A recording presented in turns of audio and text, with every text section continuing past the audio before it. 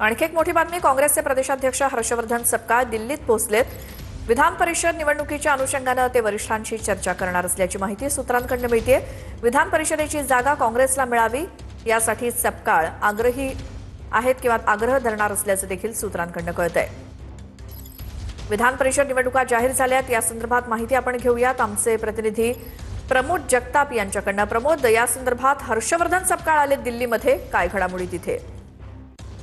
श्वेता, आपण जर बघायला गेलं तर महाराष्ट्रामध्ये विधान परिषदेच्या निवडणुकींची काल घोषणा झालेली आहे आणि महाविकास आघाडीच्या वाट्याला विधान परिषदेची ही एक जागा येते, पण ती जागा महाविकास आघाडीमध्ये काँग्रेस पक्षाला मिळाली पाहिजे हा आग्रह काँग्रेस पक्षाचा आहे। खास हर्षवर्धन सपकाळांचा तो आग्रह असल्याचं आपल्याला बघायला मिळतंय आणि त्याच सगळ्या अनुषंगानं हर्षवर्धन सपकाळ राजधानी नवी दिल्लीमध्ये आलेले आहेत। 11 वाजता त्यांची पक्षाच्या वरिष्ठ नेत्यांसोबत बैठक असल्याची देखील माहिती मिळते। त्या अनुषंगाने ते काँग्रेसचे अध्यक्ष मल्लिकार्जुन खरगे आणि राहुल गांधी यांची देखील भेट घेऊ शकतात। महाराष्ट्राचे प्रभारी आहेत रमेश चेन्नीतला, ते देखील त्यांच्यासोबत आहेत। त्यांचा हाच मुद्दा आहे की विधान परिषदेची जागा शिवसेनेला न देता आपल्या वाट्याला आली पाहिजे हा आग्रह ते पक्षाच्या वरिष्ठांकडून धरणार असल्याची माहिती विश्वसनीय सूत्रांनी दिलेली आहे। कारण श्वेता, आपण जर बघायला गेलं तर राज्यसभेची जागा जी होती ती शरद पवार यांच्यासाठी सोडल्यामुळे काँग्रेसमध्ये एक प्रकारे नाराजीचा सूर बघायला मिळालेला होता आणि तो सूर कुठेतरी निवळण्याचा प्रयत्न प्रदेशाध्यक्ष हर्षवर्धन सपकाळ यांच्याकडनं केला जात आहे आणि त्याच अनुषंगाने त्यांची भेट अत्यंत महत्वाची आहे। दुसरा महत्वाचा मुद्दा श्वेता यातला असा आहे की नागपूरमध्ये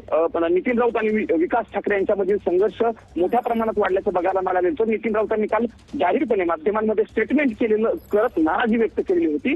त्या अनुषंगानेही पक्षांच्या वरिष्ठांशी हर्षवर्धन सपकाळ संपर्क साधू शकतात, चर्चा करू शकतात। त्या सगळ्या पार्श्वभूमीवरती सपकाळ यांची भेट अत्यंत महत्वाची आहे असं आपल्याला म्हणावं लागणार आहे। प्रमोद, धन्यवाद या माहितीसाठी।